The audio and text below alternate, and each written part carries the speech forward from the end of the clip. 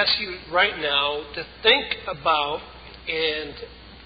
your worst sin. The worst sin that you think about, that you can think about. And if you can't think that you have any sins, then think about the sin of self-righteousness. If you can't think of that. But think about your worst sin. Now, I want you in your mind to explain to Jesus, to God, your reasons. And do they make sense? I want you to justify to God why you did what you did. And then think about what's the outcome of all of that. How good would you be able to explain the worst sin? Now, let me add to that. We want to also add your second worst sin, and your third worst sin, and your fourth worst sin, and fifth and sixth and seventh. Let's go for 10. 10 worst sins.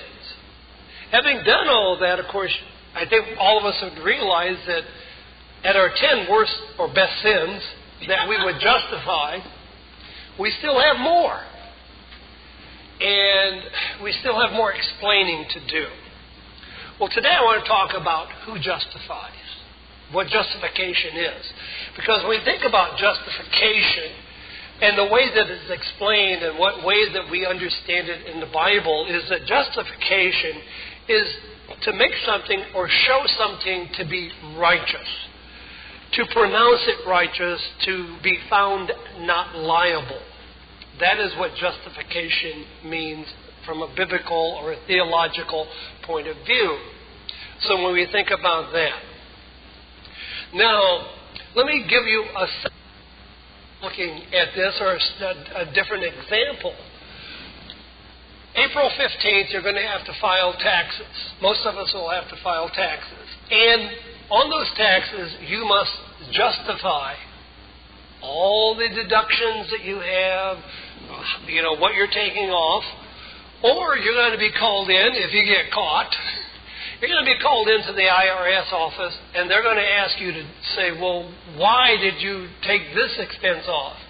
What was your reasoning? How did you use it? All of these things, and you'll have to justify it coming that. I just want us to kind of understand and appreciate. Now, what does that have to do with your and I everyday life? Well, I'm going to suggest it has so much to do with our everyday life. Knowing and understanding justification and understanding who justifies. Now, we had Richard read from the book of Romans and what the Apostle Paul had written to the church in Rome about Abraham. And let me just review that quickly, because it's talking about the justification that came to Abraham. So, and we read this because for a reason. We're looking way back in time in terms of justification. We can look in the time of Jesus for justification, and we can also look to the present and also. So justification is not something that is just new. And justification is not without scriptural support. So Paul writes here, and he says, what shall we say then about Abraham, our forefather, what he discovered in this man? It says, if in fact Abraham was justified by works. So the Apostle Paul is talking about the fact that Abraham was not justified by his works, by the things that he has done. So now let's going back to your worst sin, or if you want to feel better, going back to your 10th worst sin. What is it you could say to God that would give him good reason to say, okay, it's all wiped away, clean, it's a justified sense. It's reasonable to me that you're okay and you're justified in what you did. Now think about it, because you're justified in what you have done, and you're justified in the way that you've paid this back. The works that you've done. So Paul is saying that Abraham was not justified by his works because he'd had something to boast about, but not before God.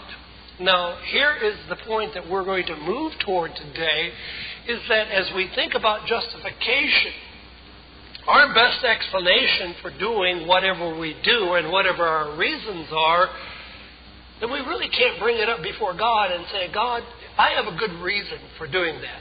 Now, I know in life we have reasons for doing what we do, and the reasons that we do things don't always turn out right.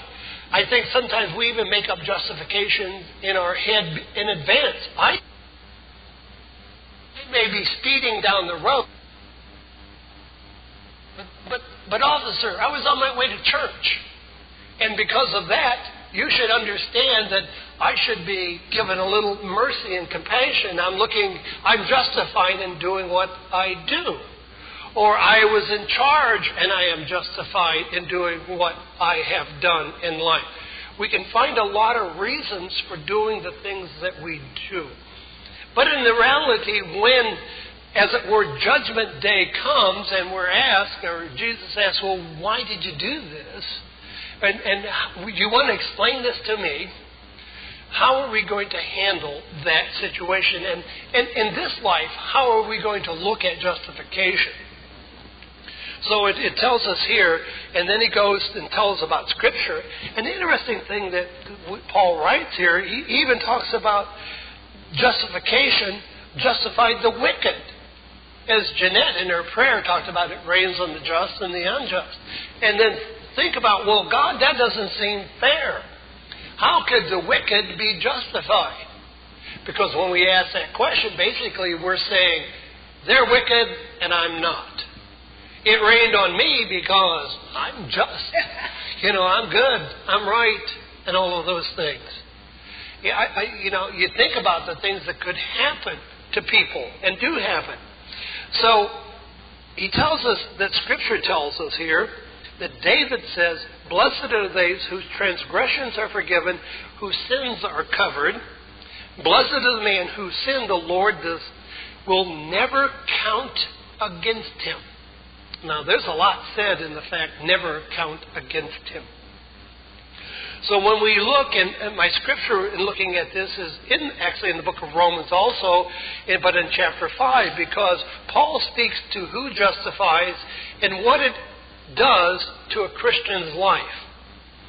And how good, we have to ask ourselves, how good are we at justifying ourselves and our action?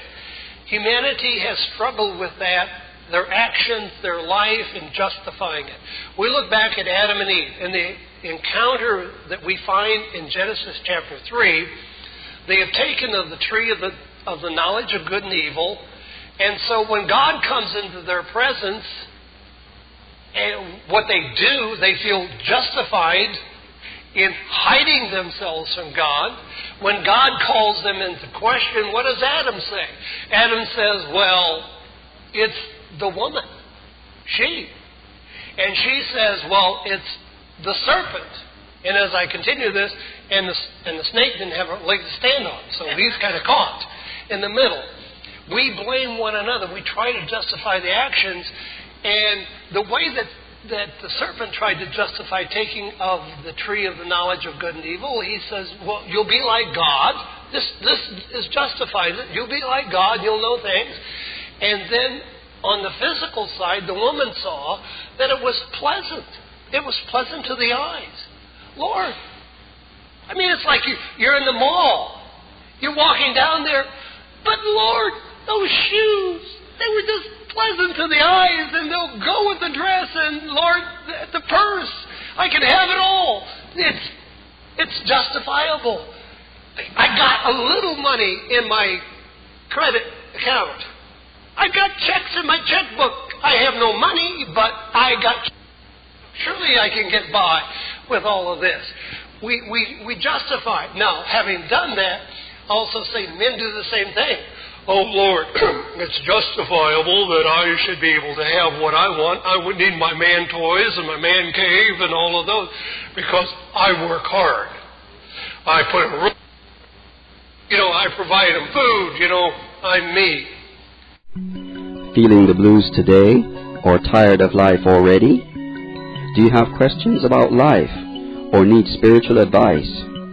The Worldwide Church of God is located in Fairfield, Santa Rosa, and Modesto, California.